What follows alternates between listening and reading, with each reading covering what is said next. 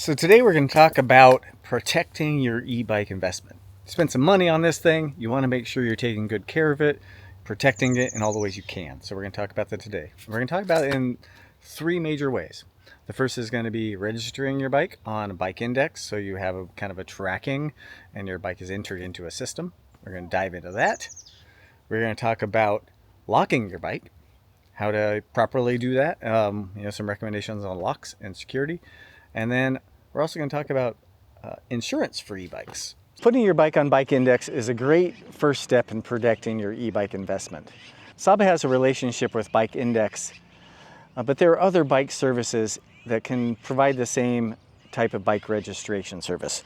And one of those is 529 Garage. They're both great services that have a nationwide database. And when you register your bike, and if it gets stolen, you can report it stolen. And that alerts this whole network that you have had a stolen bike. So we're not going to dive into the exact specifics of the bike registration, but if you come to any Saba event, we'll be happy to help you register your bike on Bike Index. We have stickers at Saba. We purchase these stickers, and the sticker is a nice kind of theft deterrent, and it has a number on there, a registration number that ties to your bike. Along with that, you can tie some photos, ideally one with yourself in it, and also with your bike. The serial number of the bike, any accessories, any things you've added onto it. You can take photos of these and document all that, plus the brand of the bike, the year of the bike, and a bunch of other details that just help people locate your bike should it be stolen, or I guess lost. It also provides a way to make a bill of sale for your e-bike. So I think it's a great service. It's free.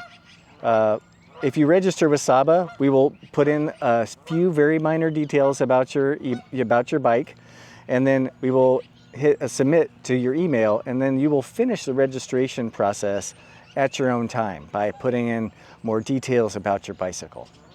So when you're going to lock up your e-bike, you need to know two main things. You need to know where your battery is and where your motor is. Those are the highest dollar items on your e-bike should it get stolen that you have to replace. So you want to make sure you do your best to secure them.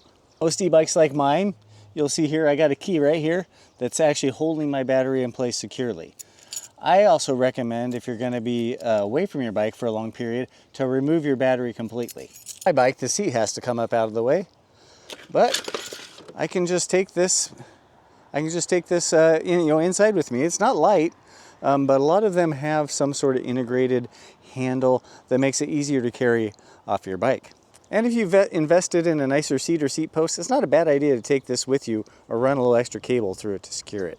So these are some of the most common types of locks. A nice, good U-lock.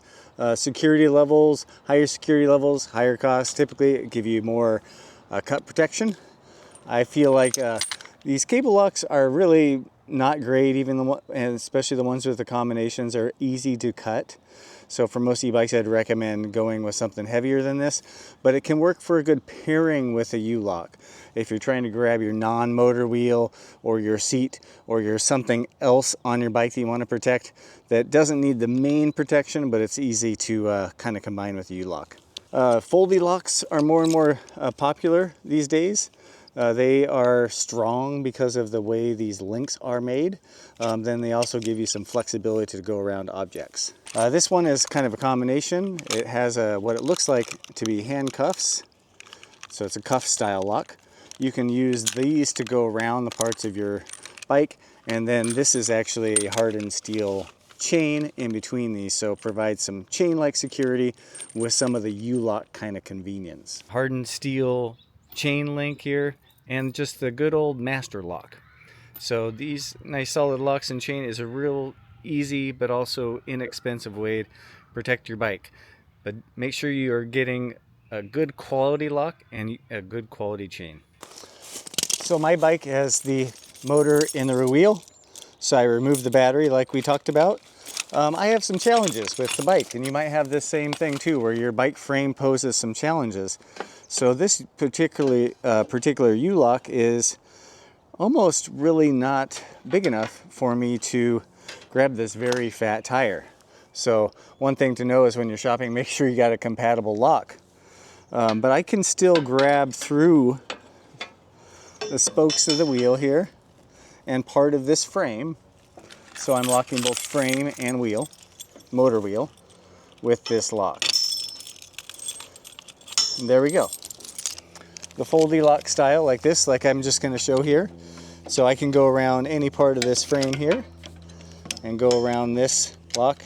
There, I got it clicked in, so I got that foldy lock around there. So you can see they can do a lot of the same things. One trick you can do with these cables, if you're trying to use one to augment, is you can loop them through each other.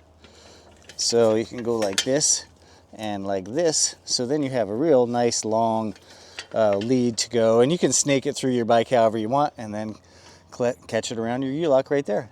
Some alternatives, you can have fun with it. Just make sure you're catching a big portion of the frame, trying to lock up your motor wheel if you have a hub motor, and either making sure your battery's secured or removing it and taking it with you. So in preparation for this video, I did a bunch of research about different e-bike insurance policies. You can see here on the screen from $1,500 e-bike values to $3,000 e-bikes, just kind of what the kind of range you might expect out there for basic e-bike insurance policies. These ones are just insuring the e-bike. One of the values of an e-bike insurance policy versus something like a homeowner's insurance policy is the ability to introduce personal liability coverage to start to protect yourself, not just your bike.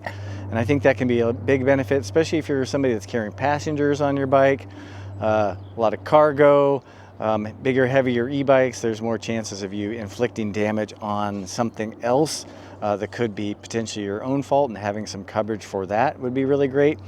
And the downside of homeowner insurance policies, they're almost never going to cover your full value of your bike, especially in the e-bike. And also that claim is going to sit on that policy for up to what I've heard is about 7 years. So there might be some unintended consequences when a really e-bike specific insurance policy is probably the way to go. So protect that investment with some good high quality locks, with registering your bike on Bike Index to make sure you got some some extra support there, and also looking at potential e-bike insurance.